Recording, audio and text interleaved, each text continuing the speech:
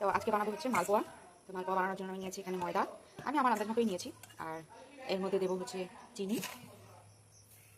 চিনি আমি আগে নেবো, পরে লাগলে আবার দেখছি আবার দেবো। তারপরে দেবো এর মধ্যে হচ্ছে সুজি।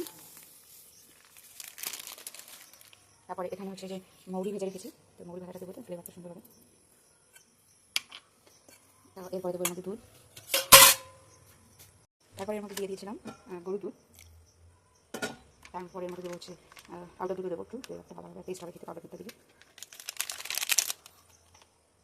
দেবো একটু নুন, নুন না দিলে এটা স্বাদ আসবে না। কিছু পরিমাণ নুন দিয়ে দেবো। এবারটাকে ভালো করে মিক্স করবো। এটা ঠিক এইভাবে গুলেছি আমি, একটু আঠা আঠা। এটাকে আমি